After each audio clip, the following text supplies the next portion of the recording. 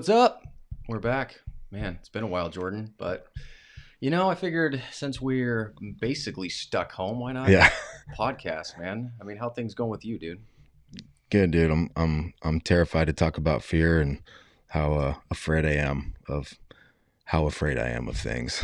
Well, especially right now. It's Yeah, funny too because after talking about what topic and fear popping up kind of with this whole coronavirus pandemic, I didn't realize we already did a podcast about fear. Do you remember mhm. that a while Yeah, ago? I yeah, totally forgot until I looked up our history. I was like, oh, we did do one on yeah, fear. But this will be kind of cool to not just do the same thing, but to talk about it in light of where things are right now. yeah.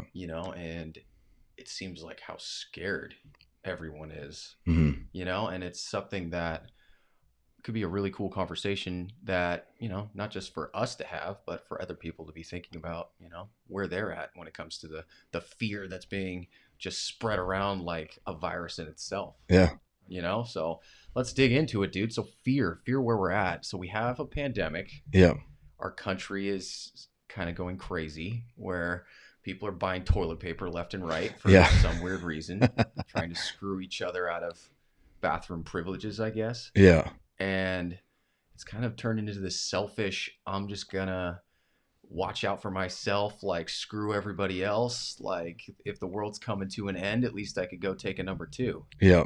And it's really unfortunate.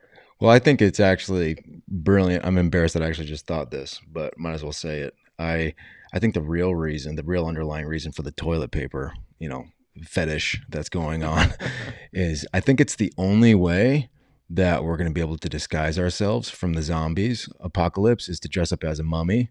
And I think in every like horror cartoon movie, all the guys are just dressed up in toilet paper, wrapped around them like a mummy. So I think it's brilliant. I think we're all going to be running around with toilet paper wrapped around. It's the only way to survive. Well, everyone's got their own little fortress or bunker of toilet paper. Exactly. It's stupid, but I mean, to dive in deeper into it. So what is that? What is that telling us about ourselves and our country and the way things are at? I talk about it at work sometimes where um, I watched this documentary called "They Shall Not Grow Old," and it's Okay. about World War One, and they took a bunch of footage and they colorized it and they put sound to it. But the part that I found amazing about the documentary was the people. I mean, these people were cut from a different cloth. Like they were resilient. Hmm. They'd be in the trenches, get frostbite on their feet, dealing with mustard gas, Hmm. and then they'd be happy and just chilling with each other when it wasn't hell. And it was like, wow, those people have a level of resiliency that is so foreign to what we have. Yeah. And I think this pandemic is really exposing kind of the creatures of comfort that we've become. And it's really making me ask the question of like, wow, so what is this showing me about myself and my expectations and how I approach something as scary as like, ooh, there's this virus going around that is spreading really fast, undetected, and it could really be a bad thing for a lot of people. But how am I dealing with fear? Like how am I responding to the never-ending information storm that we're in about cases, shelter in place orders, like all these different things. Like I find it fascinating. I'm looking left and right, being like, man, but it's also kind of stoking that level of fear in me of like, ooh, what happens if I am stuck in my house for a long time? What happens if they have to have the military come? And it's making me go to this place of how do I deal with these fears that are coming at me left and right? Because it's almost like it's just spreading in that itself. You go talk to someone at work who tells you something scary about the virus, and you're like, ooh, that's kind of scary. Yeah. And then we've just become creatures of fear, it feels like almost, to the point we're just going to build our own bunkers so we feel safe. And poop a shit ton. It seems like it. Yeah. So, I mean, how do you feel like it's affecting you? You're a sweetheart to ask. Well, I obviously psychoanalyze the hell out of things too much, and not to make it dramatic and heavy, but the thing that I think is really interesting about this whole thing is there is a disproportionate, overwhelming, paralytic state of people getting ready to fight an invisible war because there is whatever is involved with the virus, with the germ, whatever itty bitty, microscopic little warriors dressed whatever military invisible whatever these little guys are trying to do, and it's incredible how exposing it is of what I think is the real invisible war going on, is due to the fact that we can't see it, we can't detect it, we don't even know long term what the effects are. We don't know what the specific demographic of who this virus is going to attack. There's this like paralytic state of everyone. So what I see going on is the real invisible war is showing us how ill prepared we are up here to deal with the real invisible war every day we have to deal with, regardless of whether or not a coronavirus is on a pandemic level or not. I think it's exposing the already existing soul pandemic of being debilitated with how to handle any level of chaos or the unknown. So that's the real invisible war I think is going on, and that's why we see toilet paper causing murders and home invasions, and it shows such a not to minimize people's state of fear, but it shows this almost like childlike elementary level maturity coming out. Like I saw a video of a woman at the dollar store buying their entire stock of toilet paper, napkins.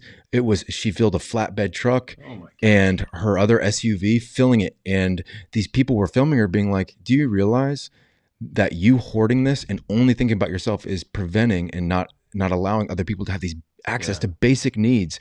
So that's what I think is really fascinating, is it's exposing the childlike, immature, non-development we have internally, and it's ugly, man. It's so fucking ugly. And I'm not trying to minimize the coronavirus and the deaths that it's causing. I'm not minimizing that. But what's fascinating to me is we are so thoroughly ill prepared, not just from a material standpoint to, actually give the necessary tools to all the medical workers, like having to reuse masks and put themselves in compromised position. But we're so ill prepared for the intangible tools with how to even access a peace of mind, And it's fascinating that for the first time, and I don't know, since the bubonic plague, I don't know, since the world was a lot smaller and a lot, flat earth theory back in the day, who knew, before Christopher Columbus came over here and ruined all the Indians' lives, like it's the first time that something has compromised every first world, that you are not exempt, no matter what access you have to whatever financial bracket you're in. Like if you're a human being, this is the first time all human beings are really afraid universally. And you realize how fucking connected we are. You can't separate because you have a status, because you have because your address is under a bridge or your address is in the Beverly Hills. You're fucking afraid of the same thing for the first time, and you can't buy your way out of it. And a part of me is like fucking grateful that there is an equal opposite reaction to, whether it's Mother Nature coming in to say like, look, motherfuckers, you're the virus, and this is my way of like taking you out and humbling you to realize that if you don't take care and nurture where you're at and what you're fucking up with pharmaceutically and what you're fucking with and injecting into each other, and like this is forcing us to be humble and realize we are not as good or as we think we are, And I think it's really exposing the invisible war up here that we're so fucking ill prepared with. I think it's too where, it's bombarding us every day with this one thing to be cautious of, right? This virus, right? Where it's showing us something that's immediately affecting our world to the point where like you can't just go to the grocery store and get bread anymore, right? Because of everybody buying things like crazy and stoking the levels of fear. But to me, it's showing a lot of, what you just said. Not just how connected we are, but how connected we are, but also our maturity level is so immediate, because there are plenty of other things out there way more scary than the coronavirus. But the difference between those things and the coronavirus is right here, right now. Yeah. you turn on the news, it's a stat every day of how close is it getting to my house? Mm-hmm. You know, how is it affecting my ability to go out to dinner or see a movie or watch sports or, you know, just go get some bread to have a peanut butter sandwich, Yep. right? Where you have something like climate change, where scientists are screaming left and right about, hey, this could be horrible, Yep. catastrophic, but that's in the distance. Yep. That's down the road. Yep. That might not even affect me in my life. Yep. Where to me, that's much more frightening than this, but it's the level of immediacy Mm-hmm. to me where it's like, this is immediate, this is here and now, and this is showing us how do we interface with something that disrupts our world like this. Mm-hmm. And to me, it's showing the level of maturity that we're at. We're hoarders, man. We're spiritual hoarders. How much can I get for me? How much can I hold on to? How much can I stuff into Mm-hmm. my house to make me comfortable, to make it where Yeah. my life's not disrupted? And it's kind of pathetic. Yeah. Where, I mean, my hope for people is that like when something like this comes up, that you see people that are like stepping up, right? Mm-hmm. That are not going to the grocery store trying to just fight that old lady. You know, there's actually a funny story I read online of this guy was at Costco getting Egos, and this old lady with two kids was there. You know, I think there were grandkids or whatever. And this dude went and grabbed it. And he grabbed it first, and she kind of grabbed it too. And like there was someone who was writing about it who posted it. It was like thought the dude was going to give it to the old lady, but he just looks at her and he goes, "Let go my ego, lady." Yes. I literally And thought he about took it that. for himself. I'm like, oh my god, that's the perfect example of kind of where so many of us are. And there's a lot of people that are stepping up. Like to me, Yeah. like I read that story with Zion Williamson, and he's paying for all the staff. Yeah, I thought it's that was really badass. cool. And there's Yeah. other people that are that kind of gives you hope, but it's just to me when I go to the grocery store, it's kind of the opposite. It makes me fearful because I look at it and I go, man, if we're all just going to be so self-centered and so immature that we're literally buying all the toilet paper to screw each other, Yeah. you know, it's just sad. So to me, there's lessons to learn in everything, and I think where we're at right now is like one of the best glimpses to show not only where we're at as a community here, a nation, the world, or what. How Yeah. are we going to respond to this? What does it show about ourselves? Mm-hmm.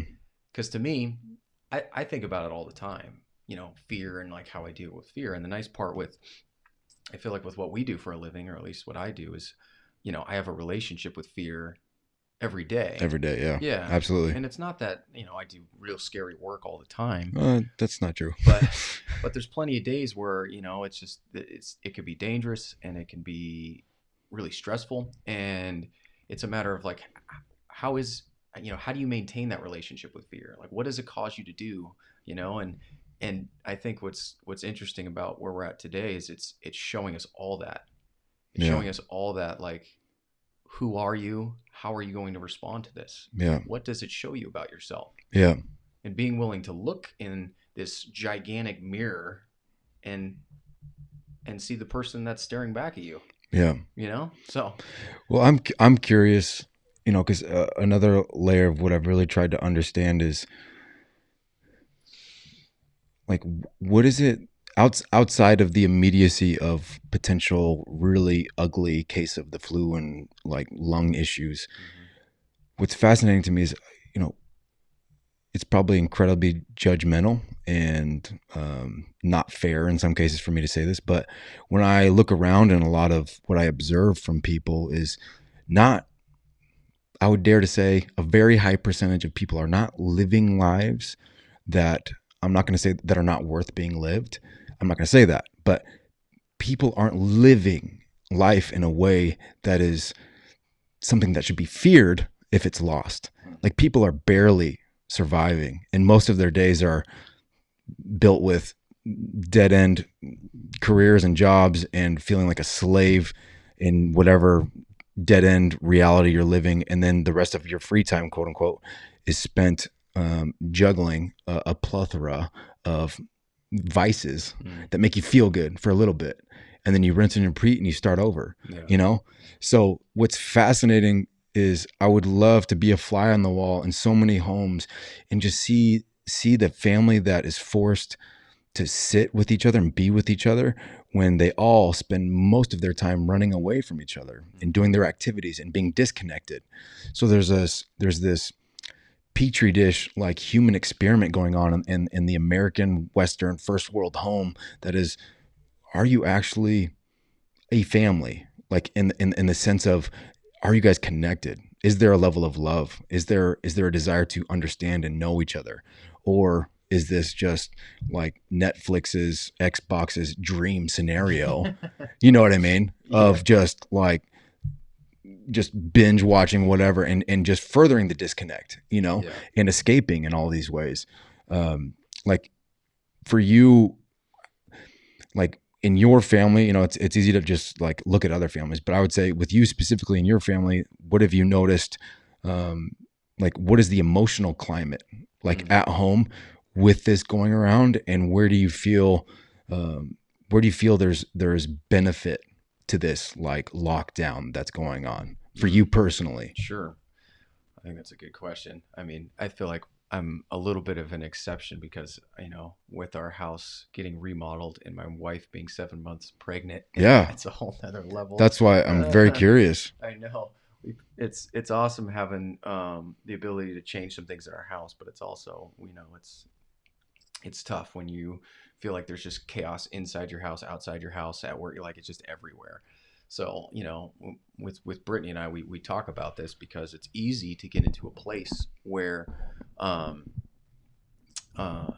you get fearful, where you get worried for your kids, you get worried for your parents, especially, when I look at Brittany's parents being older and like, I'm not necessarily worried about me getting the virus. I know it's still a scary thing and I take it seriously, but like I'm worried like what if I give it to somebody else that could really hurt somebody, Absolutely. and Yeah. like for them. So it's easy to get into the road of just mitigating fear all the time, Yeah. right? Where you're not really living, you're just, playing defense against the life of fear. Yeah. And so yeah, it's something where, we actually do talk about it where it's when I'm telling her something about the news and I heard today being like, oh, did you hear they might put a shelter in place order, blah, blah, blah. And, and then she calls out and she says, it's like, it's great that you're telling me this stuff, but like, I don't just want it to be like a message of fear, right? Where it's just making me fearful about the day and how do I, keep my kids healthy and everything else, where it's a really great way of thinking about it because I wonder how many of us don't, we just kind of spew info from one person to the next and don't realize we're kind of stoking the flames of fear in each other. I know at work we do that all the time. Did you read about this? This is crazy. Oh, And yeah. like, and then you're just like, oh, did you read about, it just turns into this fear battle of like, who Yeah. has the, Yeah. One-upping each other. Where, I mean, at home, I feel like we're focused on like, not doing that, but focused on like, being responsible enough where we're knowing what's going on and being proactive about it, but not just being like the disciples of fear and trying to scare the shit out of my wife so she doesn't go to the grocery store without a mask on or something, you know what I mean? But still learning like, yeah, it's a pandemic, it's scary, but we're still in life. I have a 6-year-old, a 4-year-old that like I don't want to miss that stage in their life because I'm so consumed with something that's making me scared. Like I want to enjoy every minute that I have a 4 and a 6-year-old at this stage where they're just so fun, where they want to go hit baseballs and play with Play-Doh and stuff like that. If it's robbing me of that, then like, yeah, it's affected our home in a terrible way. And I don't want it to do that. So, I mean, the nice part is at least we have conversations to make sure we're not doing that so that we could still be present. So we're not doing what you said, Netflix, freaking Xbox or whatever video game you want to play, that you're just tuning out because you don't want to deal with it. It's like, no, we're going to deal with it. This is what life looks like right now. We still have it pretty damn good. You can type in an order for Amazon and it still shows up at your door. Like we still live in an awesome time. Granted, this pandemic is something that's making us all go, gosh, we had it real good when we could go get, Dave's bread at the grocery store and people didn't have to line up for hours to pick it up. Yeah. But it's still pretty dang good. Yeah. And if we're responsible, we can conquer this thing. Yeah. But it's not just going on the side of fear and being like, the whole economy's going to crash and like blah, blah, blah, or whatever. Like, I don't want to get caught up in that. Yeah. Because it's still life right now. You still want to be, and it sounds cliche, but you still want to be present. You still want to Yep. be and do and like, I want to enjoy life. Hmm. And I don't want this to rob me of that. And I feel like it easily can, because it's easy just to get hooked in to the Hmm. madness that's coming at you all the time. Yeah. So anyway, to flip it back on you, dude. So Yeah. how does it affect you when you think of this bombardment of fear and info and stuff like that when it invades? Does it invade your home, or does it affect you at work? Does it affect you when you're thinking of Melee and you're thinking of how do I protect my daughter? Like Yeah. how does that look? Well, I'm just concerned that everyone that knows me, because the gym closed, and that's my lifeline to stay sane.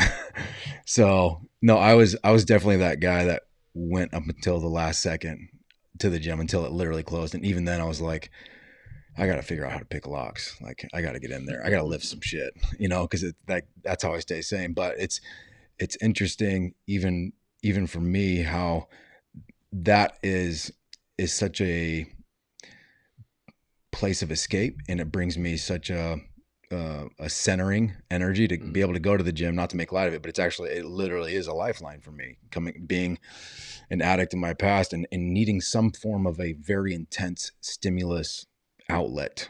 So for me, it's made me take that X amount of time and really go inward and really think like, maybe I should be a little more quiet and not focused on like exerting myself. Maybe I can exert and be more centered within myself, and maybe I need to get into some of that yoga bullshit, and actually understand, maybe there's a reason like my body's so all tissue and stuff so fucked up and scarred, and maybe there's a reason I have all this pain. So there's this funny element of like, I'm grateful in the sense of, I'm just going to focus on stretching and like physiologically getting in a place of being more centered and aware instead of escaping to the gym. And that's what it made me realize, is how much I depend and need that, mm, you know.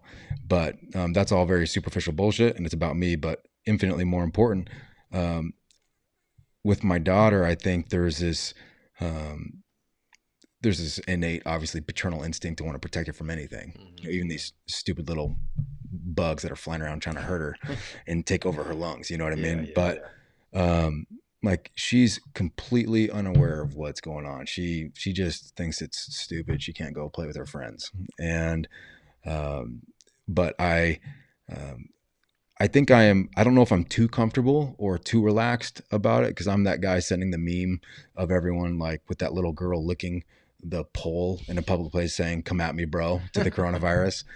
But in all seriousness, like um, I don't know if it's because of like how much I've thought about death and how much I've been in that space of like, this life is so fucking fragile. Yeah. And I'm so aware of that, going through the cancer stuff and the eating disorder stuff. And like, I know my body is so delicate. And that's why I try to take really good care of it nutritionally and everything. So I'm not like, I haven't once felt anxious for myself or even ones that are close to me. Cause I am, I am such a like brutally intense student of acceptance of what is, that I feel almost too stoic at times and too calm. Mm. I see all the horrible stuff going on, and that doesn't minimize my sympathy towards people going through shit Yeah, at yeah, all. yeah. I feel it, and it makes me very sad that people are going through horrific things. But in terms of like myself and my family and me feeling provoked to be afraid, I don't have that. I Mm. don't have that because I've spent too much of my life being terrified of so many things. And I have developed that soul musculature of waking up every day and realizing that something really fucking bad could happen. Mm. And very fucking bad things have happened in my life. Very sad shit. And like I just told you, not to get off on a dramatic tangent, but I told you about, and this is probably an overshare, but there was I won't go into details to respect um, the missus, but um, we lost another child on, and this would be the second child we've lost in our journey to um, having more kids and a family. And I'm going to spare the details, but the the complexity of this situation was very different than the first time. Mm. And um, it again showed me how brutally out of control of not only my life, but that daughter that I was going to have that I'll never get to meet. It's made me so sickly humble and accepting of I'm out of control of not only the coronavirus, but fucking everything except my perspective of what I am perceiving happening every day. Mm. And that's the only thing I have control of Yeah. is my choice, my free will to choose to tell myself what this simulation that I'm observing every day, interacting with different people, the environments that I go into, I get to choose how to perceive that reality. And I choose to be grateful all the time. I lost a daughter that I'll never get to walk down the aisle. I'll never get to, put a Band-Aid on her scraped up knee because I'm teaching her how to ride her bike. I'll never get to meet her. And that's the parent's worst nightmare, is to have their children die before they die. And having just experienced that in the recent past, I think that's what's given me a sick level of acceptance with how chaotic everything is. And I feel eerily at peace with what's going on, because I know as a whole, culturally, and whether it's China's fault, whether it's whatever, like I just see it's humanity's fault for being such mismanagers of whatever chemical properties or not respecting of nature, whether it started in bats and we're eating bat soup, wherever you want to point a finger, it's a direct byproduct of us mismanaging what nature has extended to us as being us as caretakers and curators of the earth. We've done a fucking pathetic job on a large scale in terms of whether it's the chemical issue, the I don't know how many, I was reading a statistic of how many thousands and thousands and thousands of people are dying because of pollution. So like it is not odd to me that this is happening. Yeah. From a pharmaceutical standpoint, conspiracy theory, who knows? But I'm a firm believer that this is the beginning of a whole new way of humanity living and suffering the equal opposite reactions of us mismanaging what our reality is. Mm. So it's a really weird ass cerebral safari of answering how I'm handling it. But I just think for me personally, my life experience going through very unique, hard things, I genuinely, and this is going to sound like I am cold, but I haven't felt anxious or stressed about it at all. And I have the luxury of not really being connected to a lot of older people. So I know that that's part of it. But the few old people that I'm connected to, like I've extended and offered help and assistance. But outside of that, I know that I can't control if they get it. And if the worst case scenario happens, I can't control any of it. So I feel very much in the seat of an accepting observer of what's going on, Yeah. And what else can we do? I think if anything we've learned, we got to fucking accept what's going on to the extent that the world is shut down. Millions and millions and millions and millions of human beings are in their homes for the X amount of days and told don't fucking go anywhere because of how serious this is. Yeah. So what other choice do we have but to submit to the powerful source of negative whatever this energy happens to be in the form of a virus? But what other choice do we have to be in a place of observing and accepting and then doing the best we can to continue to move forward? Yeah. Yeah. No, I think it's a really great message, because I mean, what you're talking about is Stoicism. I mean, really, Yeah. that's what it is you're talking about like these things that are out of your control, that on the surface are scary, but you kind of go down the rabbit hole of each of these things, and then you realize they're out of your control. What can you do? What's the worst that can happen? Which is essentially what Stoicism is. I mean, that's why it's kind of had this resurgence lately with people really diving into it, because it can bring you peace, because it helps you release so many of these things that tend to control you because they make you scared or worried or whatever it is. And today, I mean, that's exactly where we're at. We're probably we're just a bunch of worry warts. I mean, I can't think of a more generational problem than what we have right now, where people worry about the most ridiculously small stuff constantly. Yeah. And it's a great lesson where, like, if you could really ask yourself the question, like, man, why am I so scared? Why am I worrying so much about this? And really go into it like you're talking about. You see at the other side of it that there's nothing you can really do. So why are you trying to, like, hold on to this thing thinking you can control something you can't control. Mm-hmm. And then just like you arrive at this peaceful place. Not saying it's just like this, aha moment of peace for everything. It's a path to walk down. And like what you're talking about, you've dealt with some really difficult, horrendous things, but you've walked that path enough to understand that like there's things out of your control. And as painful and as hard as they can be, what is your alternative? What else do you do? And so I think that that's a great message for today, where I mean, we it's almost like we all just want to band together and be scared. Mm-hmm. We want to get together in the horror movie that's playing, and then just be like, man, that was scary. Man, you scare you? Oh, yeah, it scared the crap out of me. Remember that part? Oh, yeah, yeah. I mean, that's what we want to do. Mm-hmm. We just want to band together in fear and talk about how scary stuff is, and tell each other it's going to be okay. Mm-hmm. But it seems like this really shallow way of living, and not necessarily a really very good way of living. So to me, it's like I don't just want to get a band of brothers together and be scared about everything. Yeah. Like I want to figure out, like what you're saying, like own the things that we need to own to be good stewards of the world that we have, so that if this virus is the product of man's irresponsibility, that we're not doing stuff like this no more. Mm-hmm. That even when stuff like this happens, that we could band together and find some resolve so that we're being better. But and it's amazing because you look at 2020 so far and the whirlwind that it's been. Yeah. From brink of World War III to impeachment process to a virus to it seems like it's insanity, right? Mm-hmm. Even these last few years have been that way, where I guess the awesome part of it is I don't know if there's a better time with all these things going on that could just be so reflective if you allow it to be. Yeah. And we've talked about this before, but it is. And like today is the ultimate version of that, because you have this pandemic where like you go downtown and you feel it. It's like a ghost town. And it's like you could feel it in the air. Everybody's tense, everybody's fearful. And it's just showing, so how are you going to respond to it? What does it show you about yourself? Mm-hmm. And I asked that for myself too. Like the virus doesn't scare me that much. Like if I get it, I'm not too worried about it hurting me, my wife, or my kids, even though it could, and I'm going to be responsible with it. Of course.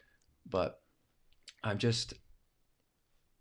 want to use fear in the proper place, because I feel like fear is this grand enemy for so many people. It's like you want to punch fear in the face and get it in the back seat. What is that? There's a line from Breaking Bad where that's sort of something along those lines. And it's this enemy that needs to be conquered, right? But it's not just this enemy that needs to be conquered. It's this thing that's useful, that's there for a reason. And somebody asked us when I posted that we were going to do this podcast, is fear something you're born with? Right? And I think that it 100% is, because it reminds me of Inside Out. I love that movie. I watch it with my kids all the time. Little purple fear dude, scared about everything. Girl's running around and he hits the brakes so she doesn't hit into the electric cord and trip. Right? Yeah. Like there's a place for fear. Fear is there for a reason. Yeah. It helps us. It is a necessary part of life. So I don't think it's something where you just conquer it. You don't want to be fearful about anything. No, fear's there, dude. I have it all the time at work. Like I was in the elevator shaft 13 stories up the other day, marking stuff out. And if I wasn't fearful about being on the edge and making sure that I'm holding on to stuff properly, if I'm just out there like, oh, I got this, like then I could fall into the hole. Granted, I'm tied off, right? Yeah. But still, it's there for a reason. Yeah. We need to learn to have a proper relationship with this thing. Mm-hmm. And I feel like today what it's showing is we don't have a very good relationship with it. Yeah. We want this thing to go away. We don't like it. It's an enemy of our land of comfort that we want to live in. Yeah. So how do I get this ugly purple dude out of my brain and just trust in whatever that's going to, protect me from doing something stupid. Mm-hmm. Right? And I think it's a horrible approach. So I'm just saying that like today is the best time that I've ever seen for you to ask yourself, how you doing with that little purple dude in your head? Yeah. You just chasing him with a hammer, or are you going to actually like learn to have this relationship with it? Because fear is there for a reason. I mean, I get fearful for my in-laws at this state, right now, right? Mhm. Because I would be scared to death if they got this virus, Yeah. and it's there to make sure like that serves a purpose for me where I'm careful like to not get to bring the kids around them and stuff like that and to make sure that they're taking the proper precautions. Yep. I mean, it's there for a reason. Yep. I mean, when you hear that, I mean, what does it make you think of? Like, well, what do you think people today, their relationship with fear is like? Yeah. Well, I think it's a unique question to wonder if we are born with fear. Like there's this um, physiological thing that's attached to our anatomy that we like in the same way most people have 10 toes, 10 fingers. It's like fear is that part of your cerebral whatever mess. But I'm not a doctor, I'm not a psychologist by any means, but my understanding with what fear is, not just in my life, but from other people's perspective, is that it's a simulation of events not yet happening, and there is a environmental aspect to your simulation projector of future things not yet happened. You've had an environment that facilitated a very deserved fear of whatever thing that you don't want to partake in. So a part of me is curious, and I'm not disagreeing with what you're saying in terms of it is what you're born with, but I'd be curious. I'd be curious to know if, because I think of a child, and I don't remember when I was 1 and 2, but I have evidence from my parents and siblings telling me that I was crazy and not afraid of many things, and like supermaning off of high elevations of furnitures and just hoping that things go well on the way down, and just getting into things and hitting things with sticks and just provoking things and going to pet dogs that probably have like 3 murders under their dog collar. And like I was that kid who was just not afraid of things. And um, so I'm curious as to if fear is something that is a part of us, or it's something that slowly cripples and clips our wings as we move forward. And it's a teacher. It's this fight or flight mechanism that's in us that some of us utilize too much, and we become so fearful of things that we don't live. And that's what I perceive modern society as, is a bunch of people that have legitimate experiences, that they have this like DVD library or Laserdisc VHS of things that could happen in the future, and they almost write these screenplays, and they make these films in their head of, if I go connect to that person again, or if I go to that environment, or if I, whether it's you have this arachnophobia or fear of snakes. Like, I mean, we don't know a lot of times where these phobias come from. But what's interesting is there's a legit psychology practice of slowly exposing people to the things that they have phobias of. Sure. And then it shows them, hey, that VHS you made is not real. So I'd be curious, because there's so many elements of fear being a healthy protector, of not putting yourself in an environment where you very well could get hurt. But it's also um, something that, if overutilized, can debilitate and prevent you from even living life to any level of experience, And for me, I know fear, even day to day, like there's so many things I am afraid of, um, that prevent me from living my fullest life. And I'm brutally aware of this. And you and I having these conversations in public and broadcasting it to whoever the fuck wants to listen to them is part of my attempt to tiptoe into my greatest fear, which is truly knowing myself and understanding myself, and owning that. It's so easy for us to grow up in a culture and environments where we're told to be so many things for so many people, that we become programmed to be afraid of what we actually want to be in the quiet. Whether it's for a sexual preference and gender, whatever it is, that's a hot topic, or even it's a career path. It's a vocational fear that I'm afraid to, I actually just want to be a mime and go out in public and just pretend that there's surfaces that, like, I have this fetish with needing to touch surfaces that aren't there, like, who knows? Obviously I'm kidding, but not, who knows? Just don't go downtown tomorrow, because I won't be there. Wink, wink. But if I am trapped in the box, please let me out. No, I think fear is such a unique thing, because Um, it's such a powerful friend and ally that can protect you. Yeah.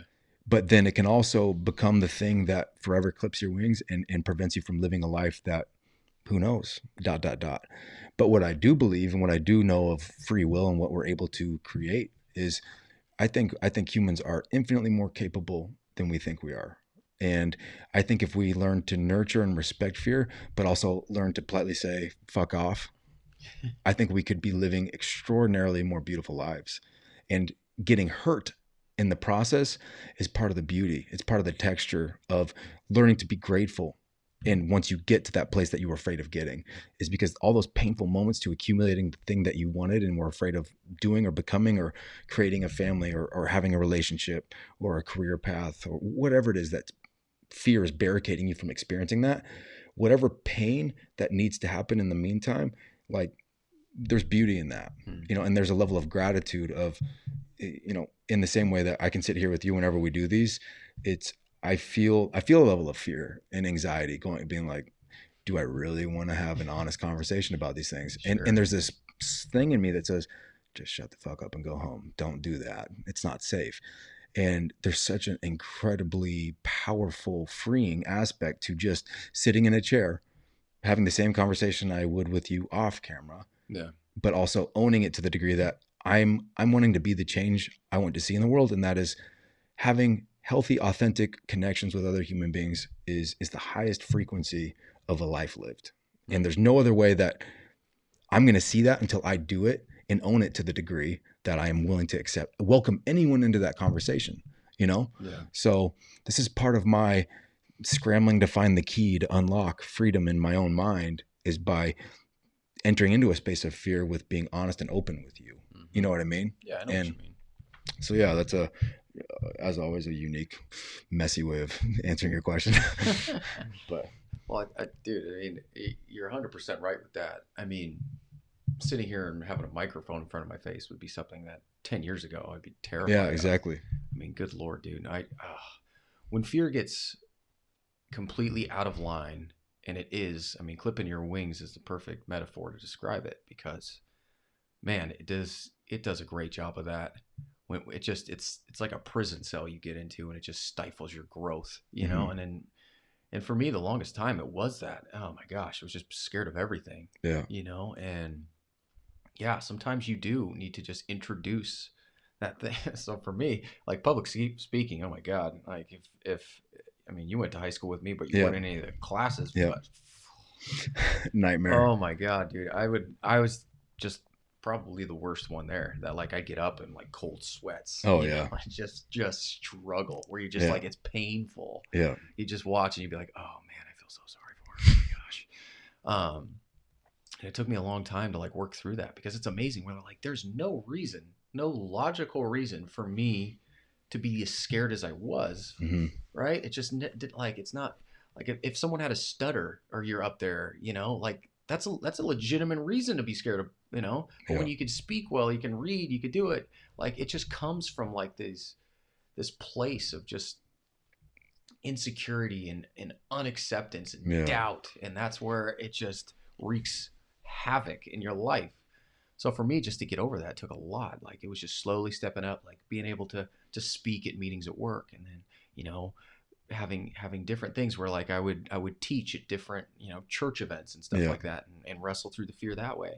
And then eventually worked on where like doing comedy. I figured that was probably the hardest thing in the world. The most scary thing for me was to do something like that. So I was like, okay, I'm going to try that and like work through this process. It's awesome. And it was great. I loved it. I would do it again if I could ever find the time. Yeah. But it's amazing when you work through your fears and you really just dive into them. Like you just see this facade, this like fake thing that's just like, it's like, why am I so scared of this thing? Mm-hmm. And it's just across the board. I mean, it really is. You just kind of, the more you see it, the more you could see clearly whatever's holding you and clipping your wings like that. You just realize, man, like the faster I could get rid of it, the more I can actually live and thrive and have those full wings. Mm-hmm. And it's amazing when you actually get to that place and you can look back in hindsight, because it's almost like you don't even recognize that person who was trapped. Mm-hmm. And for me, I'm just so thankful for whatever made me take that red pill to go into the fears that I had, Yeah. and just to continually do it, because I think it's something that is so counter to the world that we find ourselves. There's just Massive. not a lot of, people that really step into your fear, at least that Hmm. I have seen in my life, where you just don't realize how essential it is, Hmm.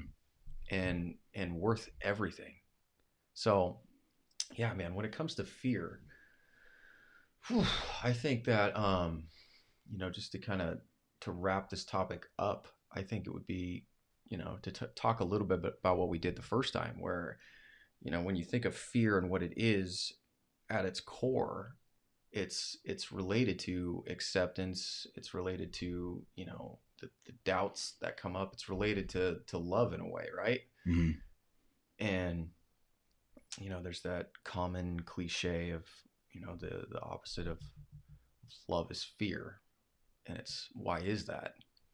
I know we talked about it last time, it has to do with that acceptance piece, that understanding piece, that stoic part that you just said, of working through it and then understanding that, like, there's nothing you could do but kind of accept what you're dealt.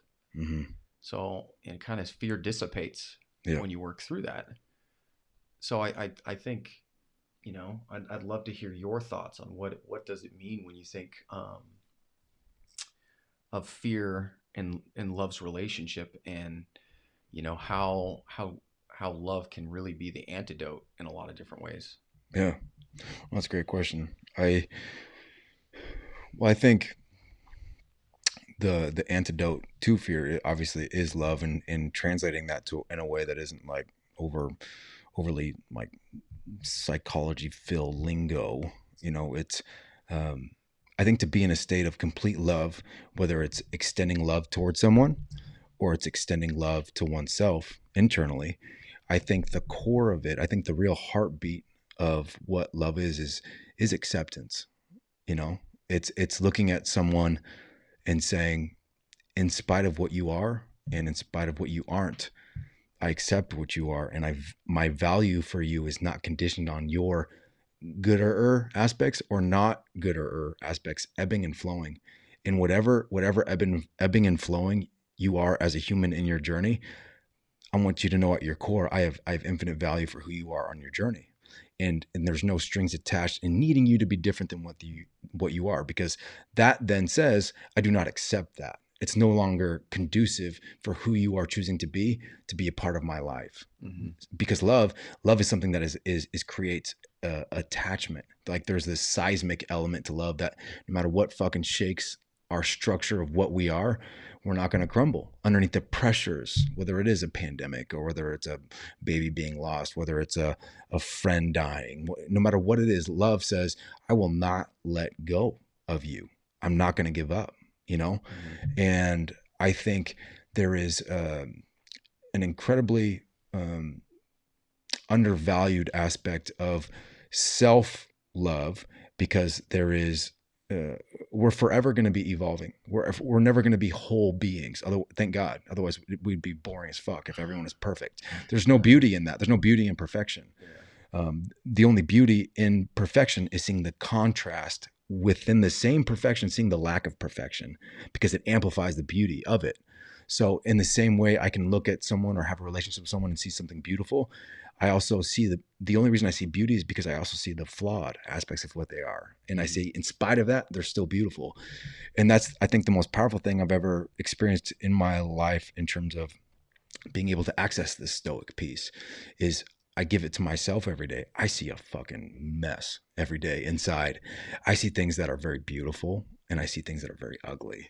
And I look into both, and I don't just compartmentalize and be like, oh, I'm just gonna hang out with the beautiful side of me and I'm gonna disassociate from the negative thing. But that is the most beautiful part of why I've been able to be in a place of acceptance with this whole bubonic plague thing, is because I accept the bubonic plague inside myself.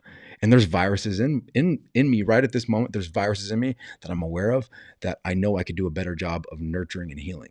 And every day, my access and my degree of peace is in proportion to my degree of acceptance with the constant forever battle till death do me part from myself. Who knows if there's a reality on the other side of this dimension, but until I die, I know that the quality of my day hinges on the acceptance of the non-quality parts of who I am, but not sitting in a place of apathy towards the bad parts of who I am, but engaging with them and saying, what do I need to nurture in myself to harmonize the ugly in me, you know?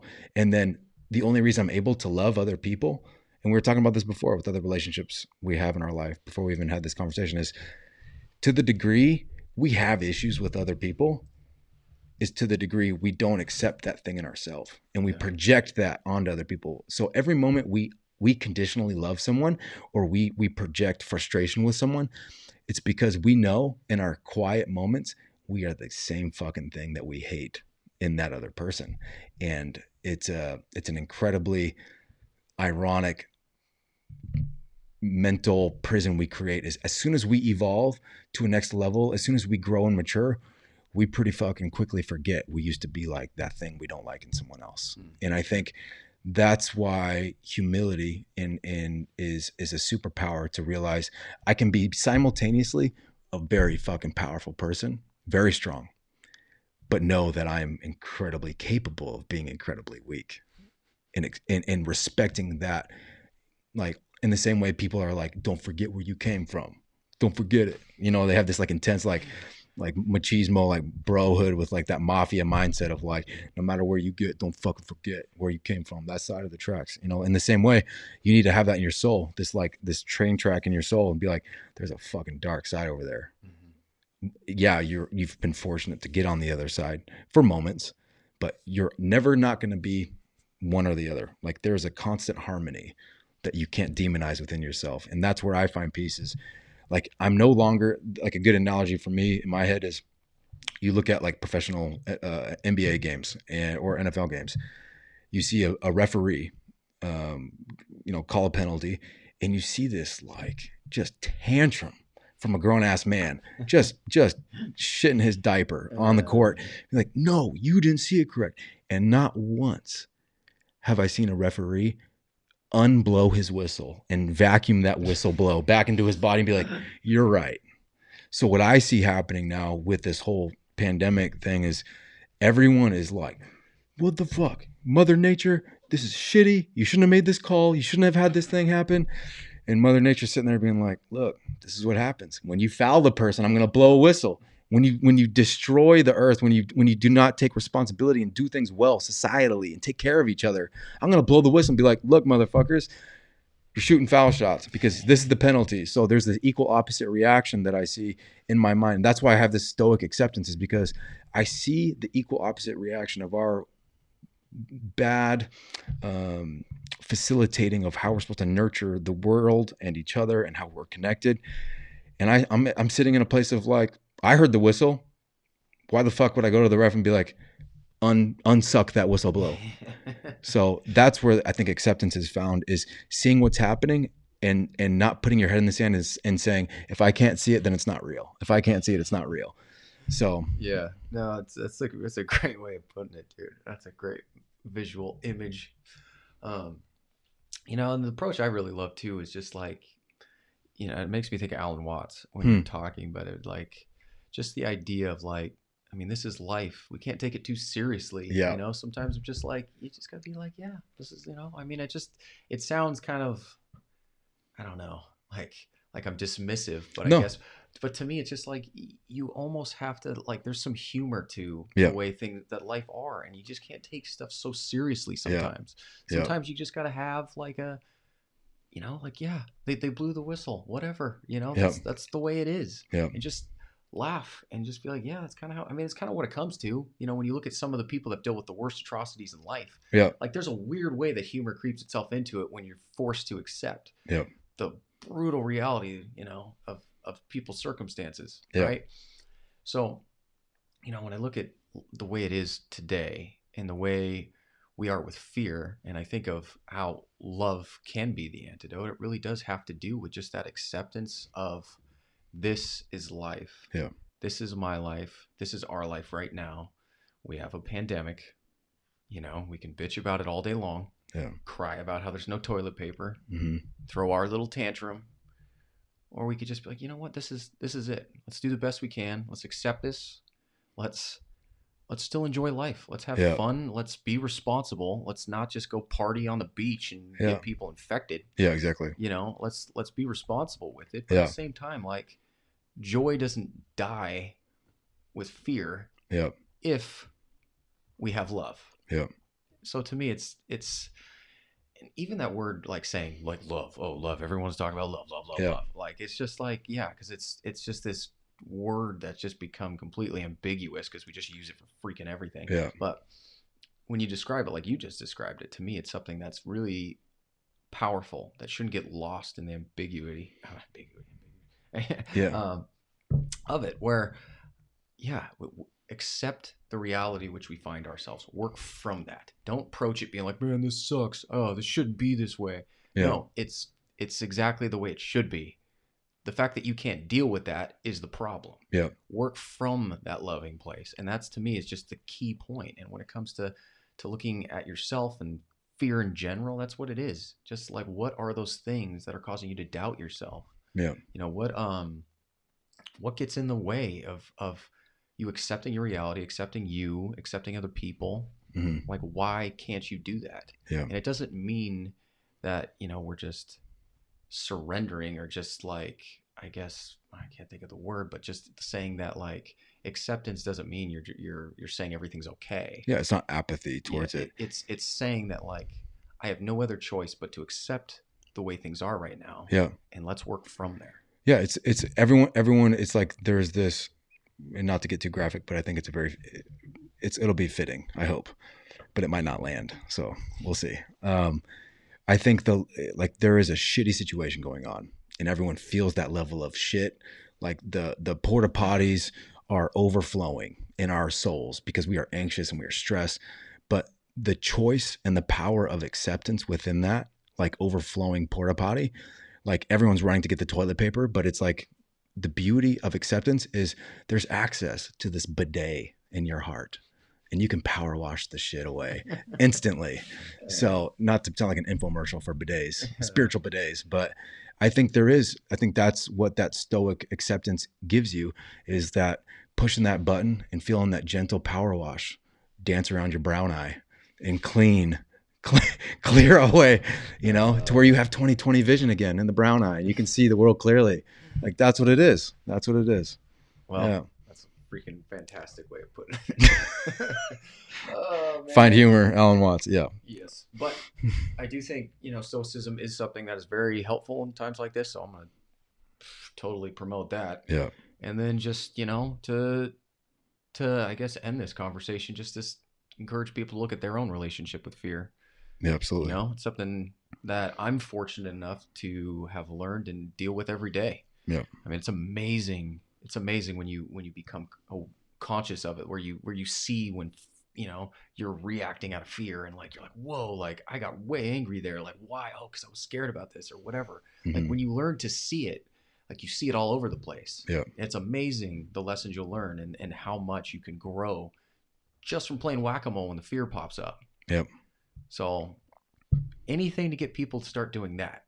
It's great, man. Anyway, anything you want to say before we wrap her up? Well, I've said too much. No. Yeah. Well, that's it on fear again. So if you guys want to chime in, ask us any questions, feel free to hit us up. Anyway, thanks, Jordan. Thank you, Ryan.